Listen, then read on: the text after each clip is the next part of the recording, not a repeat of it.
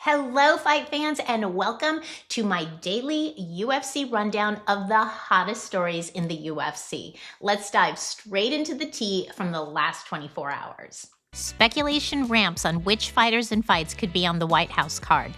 Islammakhachev's manager, Ali Abdelaziz, hints that Ian Garry is not involved and the UFC is thinking much bigger. Ian Garry responds, "Imagine being the #1 pound-for-pound fighter on the planet and needing more time." Does the lesser-tested Michael Morales or Kamaru Usman, who's lost 3 of his last 4 fights, really fit this much bigger narrative? Could Ali be hinting at the long-awaited Islam versus Ilia at the White House?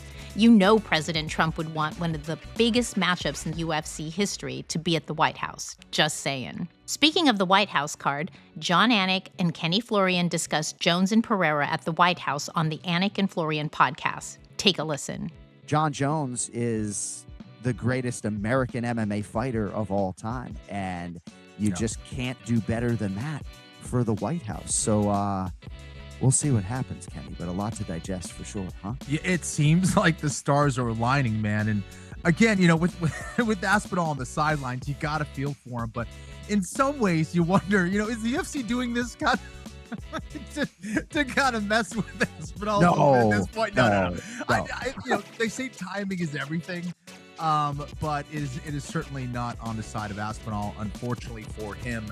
I don't know who hates Tom more, Dana or God. This is Fight Week. So excited and kind of sad to see 2 of my favorite fighters, Charles Oliveira and Max Holloway, go at it for the BMF title.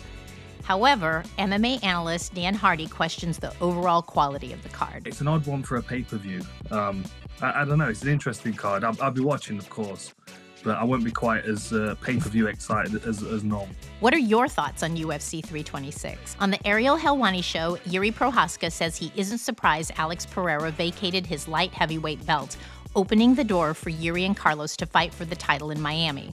Surprised that Alex vacated the title? I'm not surprised.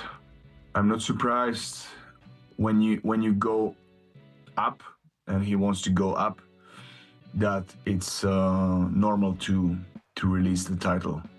The UFC universe is still abuzz with Lonnie Kavanaugh's big upset over Brandon Moreno, but Iliatopuria predicted Kavanaugh's ascent almost 1 year ago during his appearance on the Joe Rogan Experience. A guy coming up in 125, he fought in the last pay-per-view in London.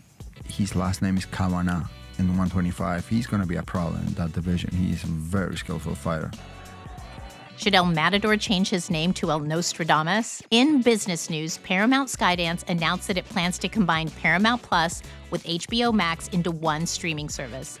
This will create a streaming behemoth with more than double the UFC's reach to over 200 million subscribers.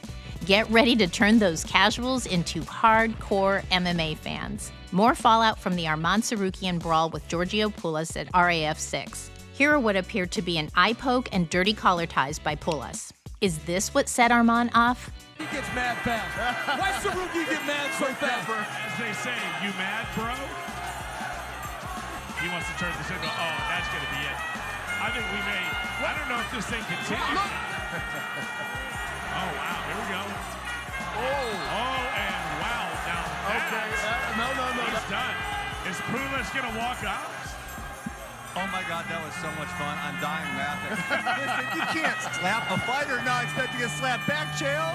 The always lovable Merab Dvalishvili weighs in on the Sarukian Poulas brawl and wants to play Peacemaker with Giorgio Poulas and Arman Sarukian. Merab, I gotta ask you, what do you want to see?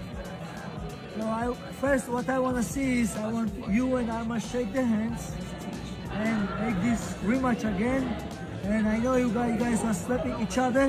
It was fun to watch, but now I want to see the winner, because today we don't really see the winner. It was chaos, like really crazy things happen after the match. It was fun for me, but we want to now see winner. And yeah.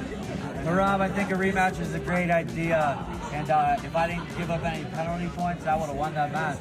Speaking of Merab and RAF, he's set to wrestle Henry Cejudo at RAF 8 on April 18th. More potential RAF matchups?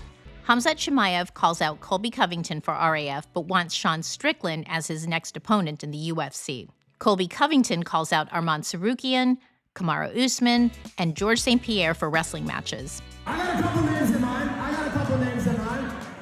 Yeah, what about that little spoiled brat from Armenia, Arman Sarukian? You think him and Colby USA versus America? What do you think? Okay. What about the trilogy with Marty Fake Newsman? I beat him last time we're in Madison Square Garden. Come to the Real American Freestyle match. I'm gonna beat you here, Marty. Come see me. And then I got one more name. Because there's nothing more I like as an American than beating those Canadians' ass. Georgia St. Pierre, where you at? Let's find out who's the number one takedown artist in World 20. Come see me. And that's a wrap from the last 24 hours. Which story are you most hyped about? Drop it in the comments below and hit that like button to see more of my breakdowns. I will see you tomorrow.